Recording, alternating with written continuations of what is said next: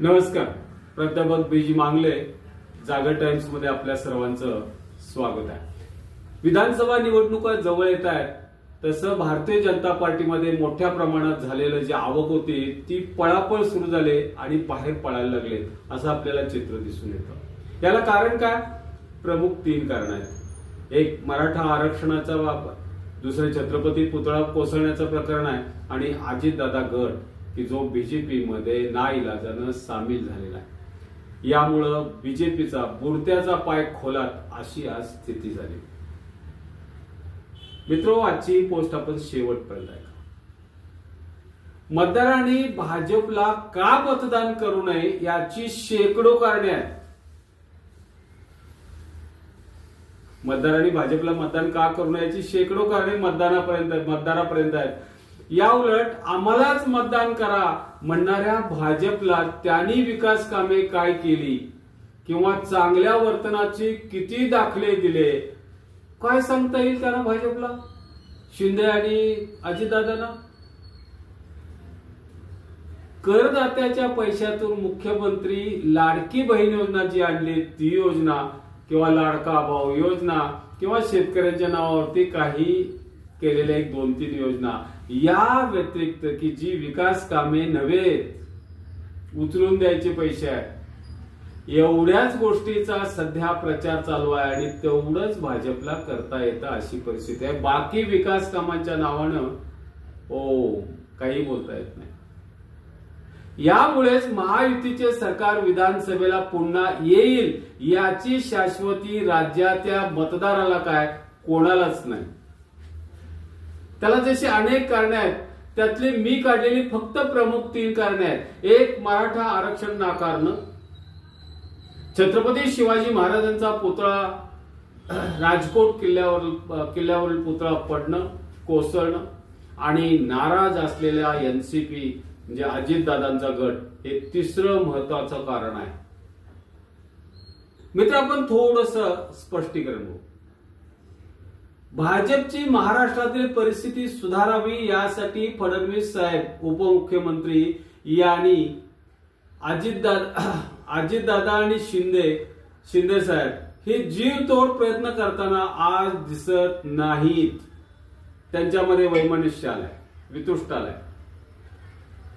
निवडणूक जिंकण्यासाठी त्यांनी निवडणुका पुढे ढकलण्यात आल्या पण या मार्गात त्यांना असंख्य काटे टोचतायत हे दिसून येत आहे. एक प्रश्न सोडवावा तर दुसरा प्रश्न समोर दत्त म्हणून हजर. काय करणार?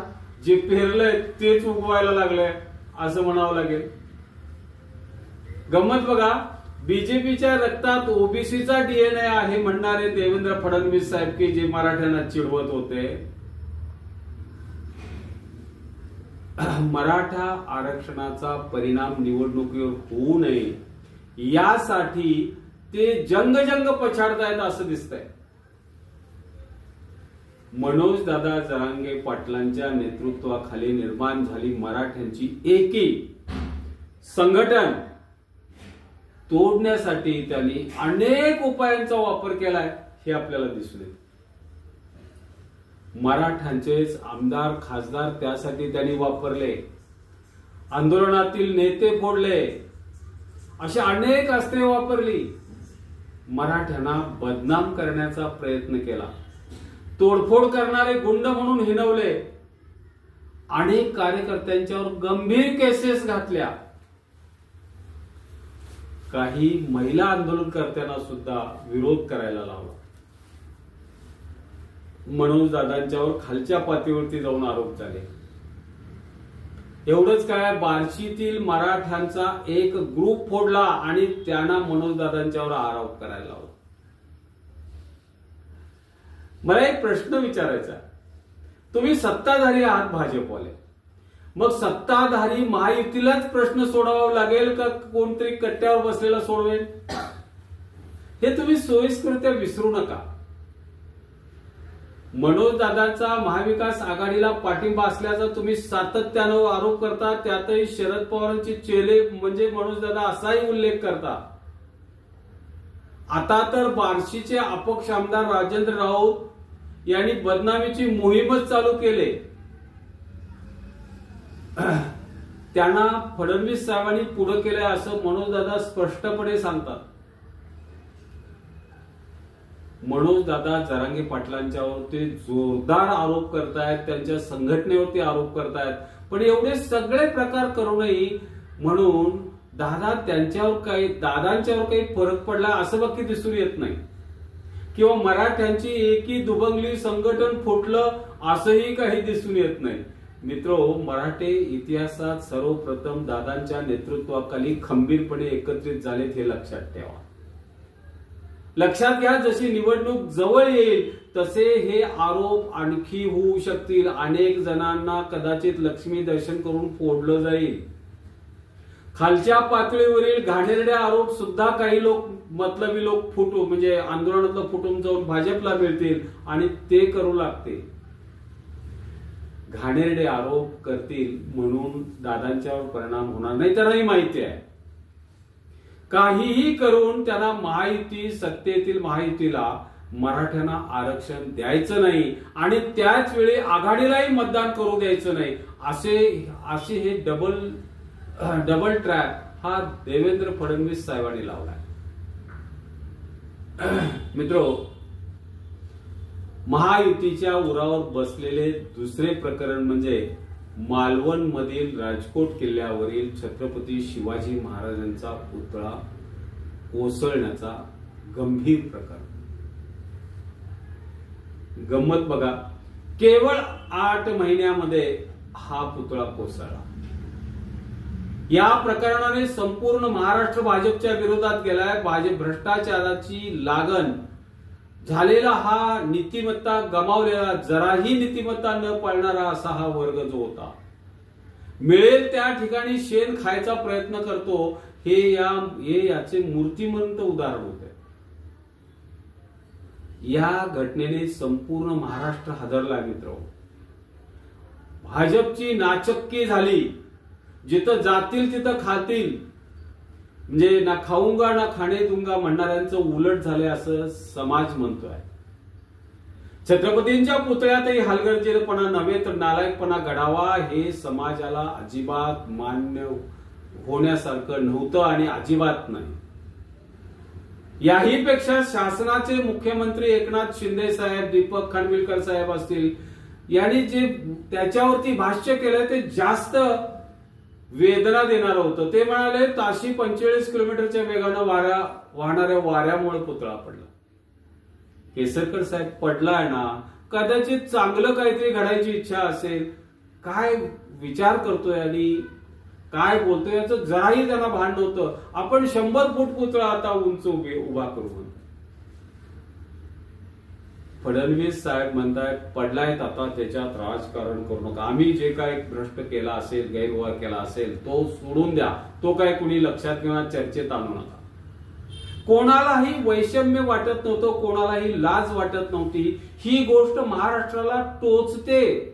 लक्षात घ्या, किती संवेदनाहीन माणसं आपण सत्तेवर बसवलेले आहेत, याचं दुःख महाराष्ट्रातील जनतेला होतं. अरे, छत्रपतींचा पुतळा उभा करण्यातील गैरव्यवहाराने समाज भयभीत झालाय. कुठल्या स्तरालाही उद्या माणसं जातील असं सगळ्यांच्या मनात येत आहे. निवडणुकीला सामोरे जात असताना उभ्या महाराष्ट्रातील एकही रस्ता आज चांगल्या अवस्थेत काही, लक्षात घ्या. सगळीकडे खड्डेच खड्डे आहेत. काही रस्त्याची कामे तर 2-3 निवडणुका पासून अशाच पद्धतीने रेंगाळल्या आहेत. हा तिसरा मुद्दा आपण बोलतोय. मुंबई गोवा राष्ट्रीय महामार्ग गेली 14 वर्षे रेंगाळलाय असं स्पष्टपणे तिथले स्थानिक सांगतात. सत्ताधाऱ्यांना त्याचं काहीही वाटत नाही, याचं जनतेला फार दुःख आहे. नुकत्याच पार पडलेल्या लोकसभेपूर्वी 4 डिसेंबर 23 रोजी पंतप्रधान नरेंद्र मोदींच्या हस्ते उद्घाटन झालेल्या तमाम भारतातील जनतेच्या समाज मनावर अधिराज्य गाजवणाऱ्या छत्रपती शिवाजी महाराजांच्या पुतळ्याचं काम एका नवख्या कारागिराला द्यावं. होय, मी कारागीर म्हणतोय, कलाकार म्हणणार नाही. किंवा त्याला या कारागिराला देऊन गैरव्यवहारासाठी जागा ठेवली, असा हा प्रमुख आरोप आहे. त्यांना एखाद्या रस्त्याचं काम आणि छत्रपतींचा पुतळा उभारण्याचे काम याच्यात काहीही फरक वाटत नाही. किती मोठं दुःख आहे. हे म्हणजे पराकोटीचा निलाजरेपणा. या गोष्टीचा शासनाला ना भय ना काही लाज अशी परिस्थिती आज आहे. त्यांना मतदान कसं करायचं हा समाज माध्यमावरील मतदारांचा प्रश्न. तिसरी गोष्ट मी सांगतोय तुम्हाला. राष्ट्रवादीचा अजितदादा गट की ज्यांच्यावरती भाजपच्या RSS न मोठ्या प्रमाणात मध्यंतरी आघाडीच उघडली होती. अजितदादा गट राष्ट्रवादीतून देवेंद्र फडणवीस साहेबांच्या मुळे राष्ट्रवादी पक्ष फोडला आणि अजितदादा गट हा NCPचा प्रमुख म्हणून त्यांनी स्वतंत्र त्याला अस्तित्व दिलं. हे फडणवीस साहेबांचं कर्तव्य. खर तर ज्यांनी पक्ष स्थापन केला होता राष्ट्रवादी, आपला विचार जनमानसात रुजवून विकासाची कामं करून पक्ष उभा केला, रात्रंदिवस खस्ता खाल्ल्या, ते शरद पवार साहेब आज हयात असताना त्यांच्या हयातीतच अजितदादांच्या नेतृत्वाखाली राष्ट्रवादीत नवीन पक्ष निर्माण केला फडणवीस साहेबांनी आणि तोच खरा राष्ट्रवादी म्हणून त्यांनी ओळख सांगायला सुरुवात केली. आज निवडणूक आयोगानं सुद्धा त्यांनाच मान्यता दिली. लोकांना कसं पटेल बरं? फोडल्यानंतर अजितदादांच्यावर आधी जो 70,000 कोटीचा भ्रष्टाचाराचा आरोप होता, दस्तूर खुद्द नरेंद्र मोदी साहेबांनी केला होता, त्याचं काय झालं नाही माहिती.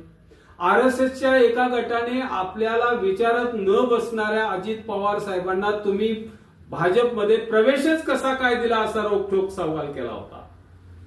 त्याचं काय झालं तेही सांगता येणार नाही. भाजपचा एक मोठा वर्ग आहे, सातत्यानं अजितदादा गटावर तो जाहीर आरोप करत असतो. त्यामुळं अजितदादा गटातील बरेच मंडळी ही नाराज आहे. या सगळ्यावरती वर्तन केली ती डॉक्टर तानाजी सावंत या आमदार आणि मंत्री महोदय. ते म्हणाले अजितदादा शेजारी बसलं की ओकारे येतात. किती घाणेरडं वक्तव्य केलं बघा त्यांनी. पण एकनाथ शिंदे साहेबांनी त्याच्यावर जाहीररित्या काहीही बोललं नाही. त्यांना आवरण्यासाठी काय सांगितलं, 4 शब्द सांगितले असं ऐकू येत नाही. त्यामुळे आता लाडकी बहीण योजना असेल, शेतकऱ्यांना दिलेल्या फुकटच्या काही योजना असतील असं ते म्हणतात. याच्या जाहिरातीमध्ये अजितदादा गटानं स्वतःची स्वतंत्र अशी जाहिरात एजन्सी खोलावी अशा पद्धतीची प्रचार यंत्रणा सुरुवात केली. ते मुख्यमंत्री एकनाथ शिंदे साहेबांनी स्वतःच्या जाहिराती स्वतःच द्यायला सुरुवात केली. त्या दोघांच्या मध्ये वितृष्ट आलं. दोन्ही गटात थोडासाही ताळमेळ उरला नाही आणि हे दोघेही फडणवीस साहेबांचे ऐकतील असे नाही, तर त्यांनी कधीच प्रयत्न केला असता. उद्या निवडणुकीमध्ये हे एकमेकांचे उमेदवार निश्चितपणे पाडणार अशी आजची परिस्थिती आहे. परवा रविवारी गृहमंत्री अमित शहा मुंबईत आले होते इथल्या गणपती उत्सवाचं दर्शन घ्यायला, गणपतींचं दर्शन घ्यायला. त्यावेळेला दिवसभर अजितदादा त्यांच्याकडे फिरकले नाहीत. कदाचित फोनवरनं बोलणं झालं असेल. संध्याकाळी विमानतळावर गृहमंत्री अमित शहांची अजितदादांनी भेट घेतली. विषय बघा, देशाचे गृहमंत्री ज्यांच्या उपस्थितीत हे भाजपमध्ये आले त्यांची भेट त्यांनी संध्याकाळी घेतली. फडणवीस साहेब, शिंदे साहेब, अजितदादा या तिघांच्या राजकीय वाटचालीत जराही एक सूत्रता नाही हे अमित शहांना दिसून आले. त्यामुळेच त्यांनी खडे बोल सुनावले. साहजिकच अजितदादा महायुतीमध्ये असून नसल्यासारखे आहेत अशी आजची परिस्थिती आहे. उद्या निवडणुकीच्या रणांगणात हे एकमेकाप्रती असणारा मत्सर, ईर्ष्या हे वाढवत जाऊन एकमेकांचे उमेदवार पाडण्यापर्यंत त्यांची मजल जाईल असं सर्वजण बोलतात. मित्र, ही परिस्थिती महायुती निवडणुकीला सामोरे जात असतानाचे आहे. त्यामुळे नेमकं काय होईल आणि नेमकं महायुतीला यश मिळेल का याच्याविषयी कुणालाच आज खात्री देता येत नाही. धन्यवाद. माझे हे पोस्ट आपल्याला कशी वाटली हे आवर्जून कळवा आणि लाईक, शेअर आणि सबस्क्राईब करा. नमस्कार.